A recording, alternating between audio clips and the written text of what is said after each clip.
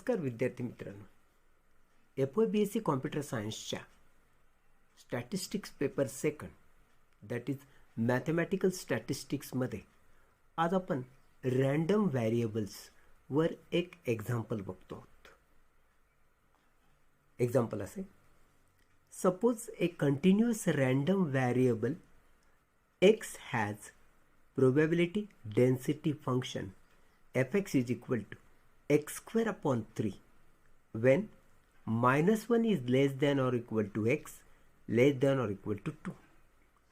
If a is set of x such that x is greater than or equal to 0 and b is set of x such that -1 half is less than or equal to x less than or equal to plus 1 half, then find probability of a, probability of b, probability of a complement, probability of a intersection b, probability of a union b, probability of a complement intersection b, probability of a complement union b complement and probability of a complement intersection b complement. तर number 1 बघा, that is probability of a. Probability of a, x is greater than or equal to 0. तुला x ची मर्यादा या फंक्शनसाठी दिलेली -1 less than or equal to x less than or equal to 2 म्हणजे x is greater than -1 ते 2 असा त्याचा अर्थ. मग -1 ते 2, पण आपल्याला तर इथं प्रोबॅबिलिटी फंक्शन कशाच घ्यायचं, x is greater than or equal to 0 म्हणजे 0 to 2 हे लिमिट घेणार आपण. इन्स्टेड ऑफ -1 to 2 आपण काय घेणार, x जर greater than or equal to 0 आहे म्हणजे 0 किंवा 0 पेक्षा मोठा, मोठा म्हणजे किती, 2 पर्यंत. सो 0 to 2 fx dx हा त्याचा अर्थ झाला. इंटिग्रेशन लिमिट 0 to 2 fx काय, x square upon 3 into dx. मग x स्क्वेअर अपॉन 3चं इंटिग्रेशन घ्यायचं म्हणजे x स्क्वेअरमध्ये एक ॲड करायचा, त्याने डिवाइड करायचं. x स्क्वेअरमध्ये एक ॲड केला म्हणजे x क्यूब अपॉन 3 झाला आणि ऑलरेडी हा 3 होतात ना. आणि हे जे लिमिट आहे 0 to 2 या इथं लिहून टाकायचं. मग हे 1/9 बाजूला काढलं, जिथं जिथं एक्स दिसेल तिथे तिथं अप्पर लिमिट आणि लोअर लिमिट जर आपण सबस्टिट्यूट केलं तर काय घडेल, 1/9 इंटू एक्सचा क्यूब म्हणजे 2चा क्यूब म्हणजे अप्पर लिमिटचा क्यूब मायनस एक्सचा क्यूब म्हणजे लोअर लिमिट म्हणजे 0चा क्यूब. मग अशा रीतीने अप्पर आणि लोअर लिमिट भरायला झाल्यावर हा 1/9 जसाच्या तसा, 2चा घन 8, 0चा घन 0, that means 8. So 1/9 into 8 will give you 8/9. So probability of A is equal to 8/9 आम्हाला मिळालं. सेकंड, प्रोबॅबिलिटी ऑफ बी.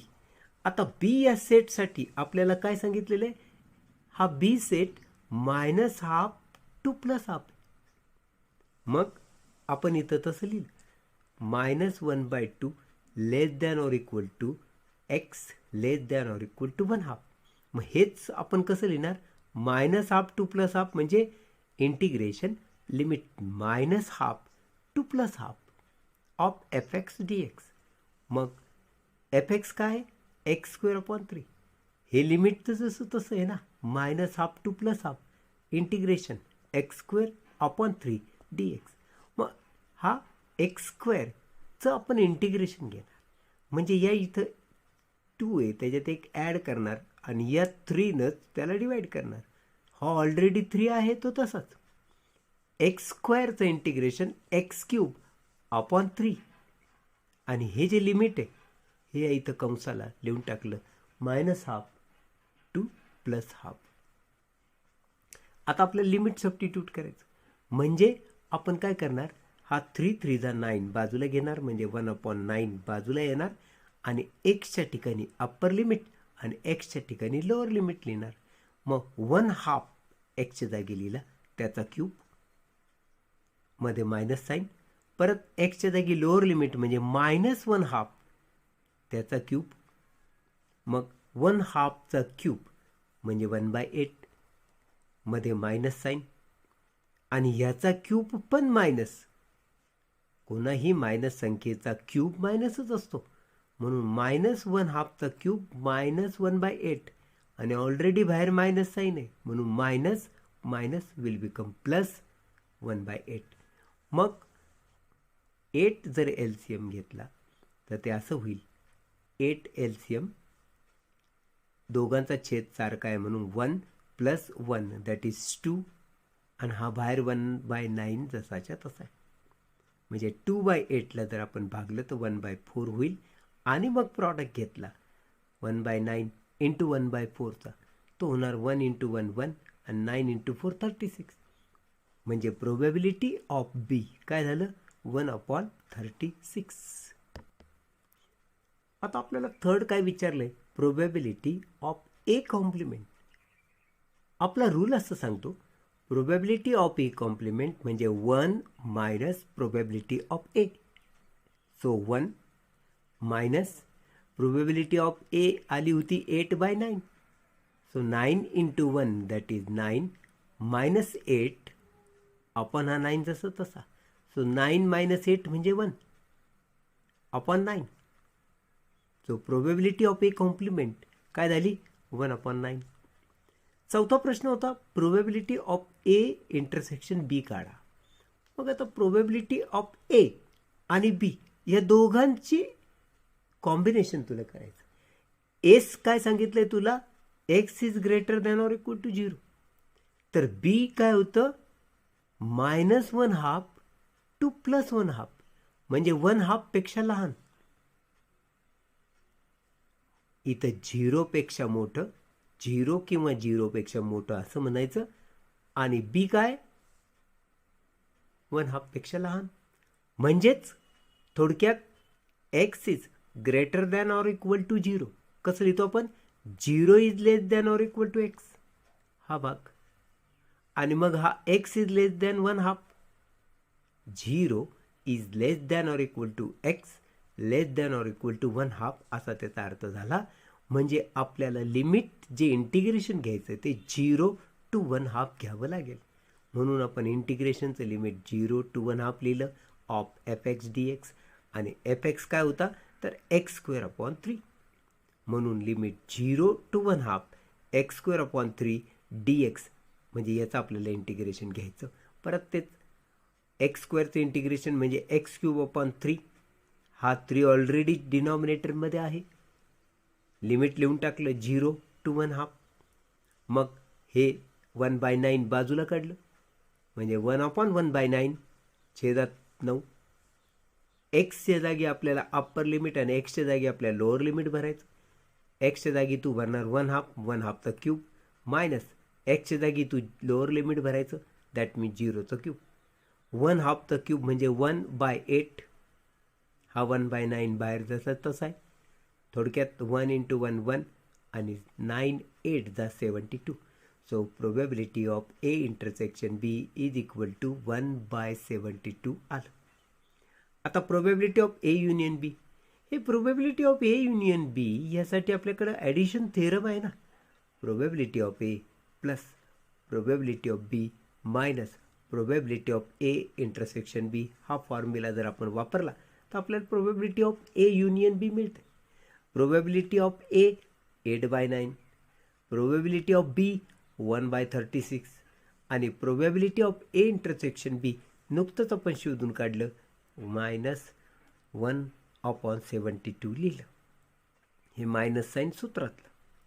हे probability of A intersection B 1/72.